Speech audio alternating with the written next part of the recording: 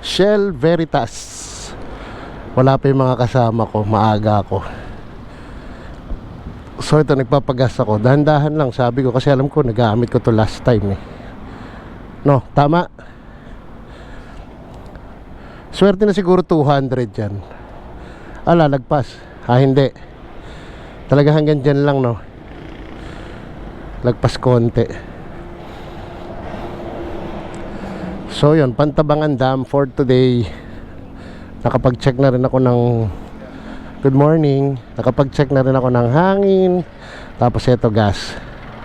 Para pagdating ng mga kasama ko, sila na lang maggagas. Tapos kung hanggang saan, di ba? Ganoon naman ang group ride palagi eh. So another day, another blessing, another ride. Yan. So 4 kaming matutuloy. 2 Ducati Scrambler, MT-07 tsaka XSR 700. Yan. So Pantabangan Dam. Pero kanina parang napag-uusapan na pupunta tayo ng Baler. So wala namang problema kung pang, basta dun lang sa daan na yun ang problema.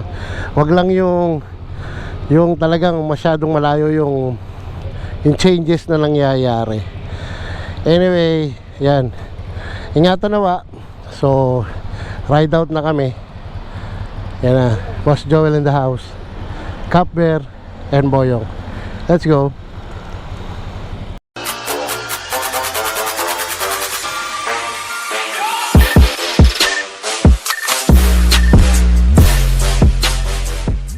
So here we go. Ride out na kami. At kami ay magsasanta Rita exit. The Fab 4. Para lang kaming Beatles. Ay nako. May ubo pa rin. Hindi, sa mid lang yon. Anyway, we're about to enter the North Luzon Expressway. Tapos ang sabi ni Cap Bear kanina ay sa CC Lex kami dadaan. Si LLEX, LEX, hindi ko matandaan eh. What? Pero doon kami dadaan. Ay, tinitingnan ko lang yung ano, kung ano yung magre-respond. So ito yung nag-respond. So dito tayo. Yo.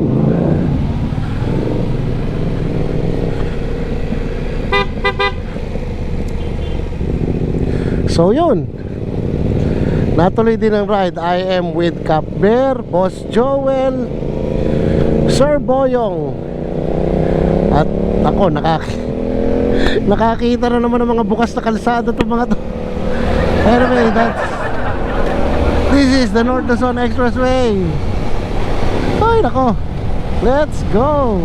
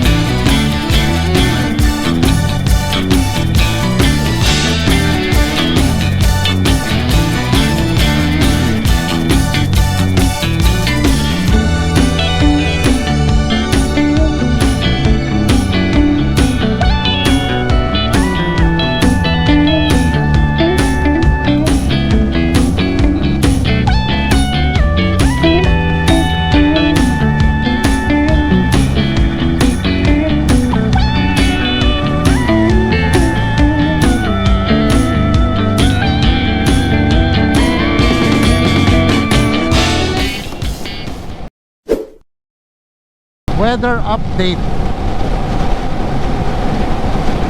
Actually hindi naman siya umuulan, pero cloudy talaga siya, as in talagang full coverage. Grabe, kala mo uulan, pero sana nga mag-umulan kasi yun naman ang naano ko kanina eh, wala siyang ulan para mas ma-enjoy natin yung ride. Toll Plaza, ito yung dulo na ng Easy Trip. So after nito, siyempre auto sweep na, nandiyan ang Tarlac, Pangasinan, basta yun, TPLEX. Ayan o. So saan kami papasok? Sa CLLEX papuntang Cabanatuan.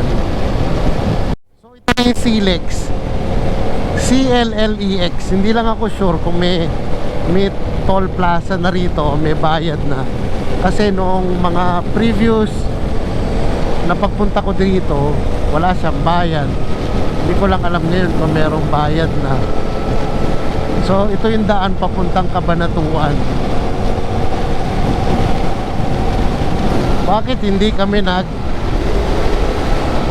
pwede kami nag-Aliaga. Pero diretso pa, nakalagay doon kanina 6 kilometers San Juan. Oh, baka meron ng bago, kaya ganon. So San Juan nakalagay doon eh. Pero pag dumiretso ka, merong ginagawa, parang ambag ano mo na yata, Cabanatuan. Grabe. So dito na kami umexit sa San Juan. Dati kasi Aliaga eh, kaya kanina medyo nagtaka ako. So ang dami nang nabago.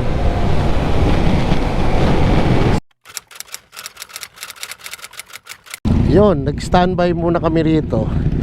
Pero again, sinasabi ko nga kanina, responsible. Hindi naman siya yung hataw talaga na mabilis. Responsible naman. So Cap Bear, Boss Joel, Boyong, yes?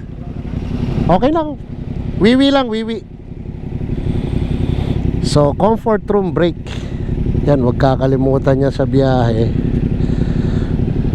So ako naman kanina parang uulan na pero di ba? Ganda ulit ng panahon. So yung susunod siguro na balik ko rito, baka Cabanatuan na ang daan mismo. Ito San Juan, pero may harang pa going to Cabanatuan eh. Puro pala kami ngayon ko lang na-realize, kanina pa kami magkakasama. Puro pala kami middleweight. Dalawang 700, dalawang 800, dalawang Ducati, dalawang Yamaha, dalawang European, dalawang Japanese. Comfort room break. Yan ito si Shira.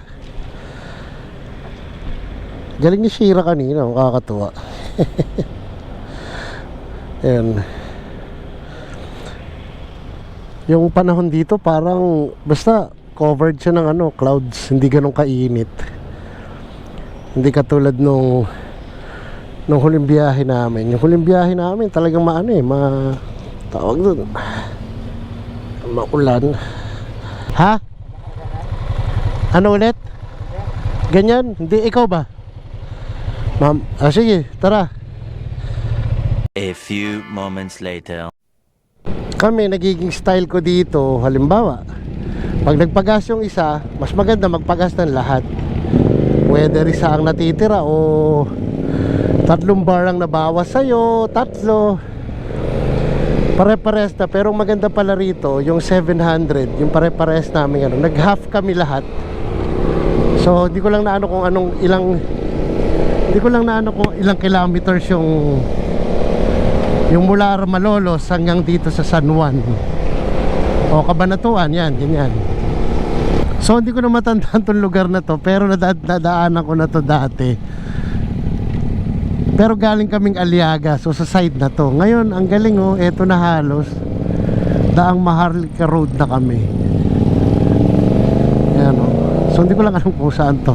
So welcome to Talavera. Talavera na, galing ha. Pag nagmumotor ka na Siyempre, in control ka. Para ka lumilipad. Alam mo yun, hindi yung lumilipad na graceful na paglipad, hindi yung paglipad na para pilit na pilit. Pag nakamotor ka kasi glide, nagka-glide ka, glide. Yan o, glide. Alam mo yun, yung nakakatuwa. Kaya yun ang difference niya. Ako isa sa mga nakikita kong difference niya kesa sa mga four wheels. Yung graceful ang movement mo, saka yung coordination ng katawan mo. Syempre yung kamay, mata, paa, katawan. Iba ang binibigay ng two wheels kesa sa four wheels. Kasi ito may sense of balance ka dapat. Pag wala kang sense of balance dito, tsaka coordination, parang mahirap. Pero lahat naman kayang matutong magmotorsiklo, mag two wheels, mag scooter. Kaya naman lahat. Kabayanan na kami ng Rizal.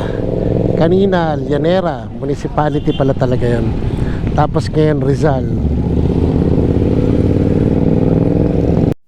Ganda ng ganda ng simbahan nila oh. Ito Pantabangan Road, Rizal. Welcome to Pantabangan.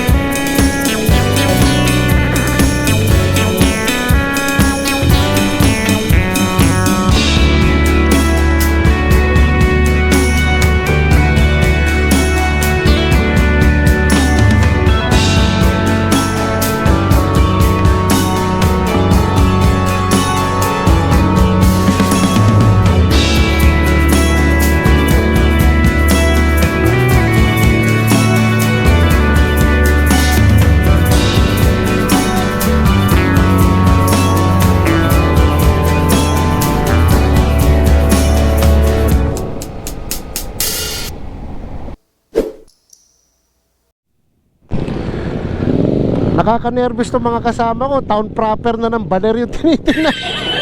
Well, parang hindi naman kasi may mga bagay na hindi naman talaga po pwede pag medyo malilate tayo sa mga commitments natin. Sobrang lamig na rin dito sa may bandang itaas. May valley din talaga rito sa lugar na to. Many minutes later. Nag-lowbat ako kanina sa GoPro So dito na kami sa marker ng We Love Maria Aurora. Ayan mga boys. May mga pagkain dito pero hindi malaman kung kakain dito o hindi. Kakain ba tayo rito o Ayaw nila patay ka? Lipat tayo. Patay ka, nakita ka sa video. Lipat tayo. Lipat tayo, lipat. O, tara. Malaki-laki. Hindi ka, tara. Di ba sa view deck? Yung nakita mo? Ha? View deck pa yung dito. Hindi, malayo na yung view deck. Doon na yung sa may pinaanan na. So di malaman, view deck, Pantabangan Dam. Yan nakakamiss din si nakakamiss din si Kuya Agi Pagkasama mo si Kuya Agi maaabot. Tingnan mo tong view na yan, pag didiretsuhin mo yan, Baler na yan.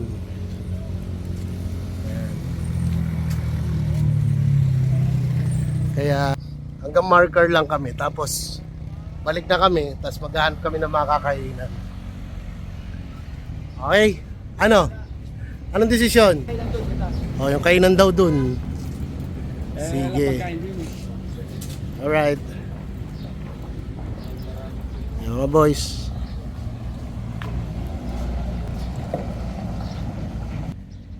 Let's go.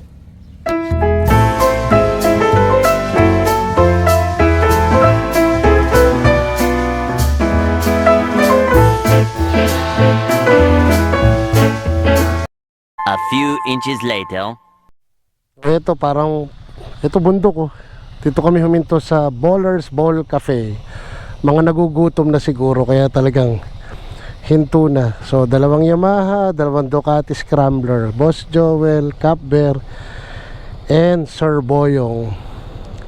So tara, tingnan natin kung ano meron dito. Ayan special lomi, lutong ulam available.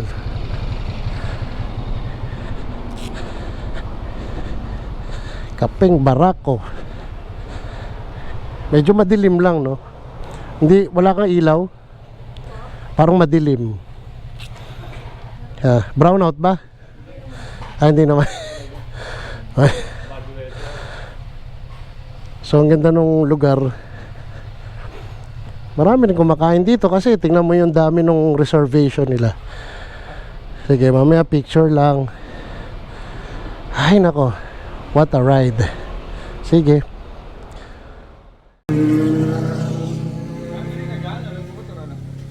Oh, maganda panahon ngayon Bowlers Bowlers Bowl Cafe. Pare, dahil nagdumadang motor, ayan, tingnan mo dadaan sa likod. Ayun pa isa. Yan mo, makita mo yan. O paano? Uy, talaga mo na rin Di ba may lakad ka? Kasama si Boss Oo, yun. Yun na lang ang sabihin mo. Kasama sa CA. Hindi ka makatanggi. Di ba? Madalang naman yung ganito Siyempre, sama natin boss natin. Ayan, may mga pagkain. Special lomi, lutong ulam. Uy, kapimbara ako. Ako nag-pork steak na lang ako para safe. Anong kukunin mo? Si Charong Bulaklak. Sige, kumuha ka para ayun yung nila Pagka naman nagmumotor kayo, pag nagmumotor kayo going to Baler, hindi nyo mamimiss tong lugar na to. So, yun. Kain na muna kami. Dilim Okay. 1 hour later. Yun. So natapos na rin yung aming lunch. Hindi pala kami nakapag-picture. Umulan kasi ng malakas. Kaya ganun. Thank you po. Okay. Umulan kasi ng malakas, kaya medyo nawala na sa isip namin. Sarap ng kapeng barako. Kakatuwa. Sabi ng isang kasamahan namin, si Kapper, masarap daw talagang bumabiyahe pag sa bundok. Masarap bumiyahe pag sa bundok. Ayun. Oo. Ito, nagpapaalam na nga tayo eh. Saan? Oo. Mahirap lang lumiliko talaga eh. Ayan, pag nakatabingin ganyan.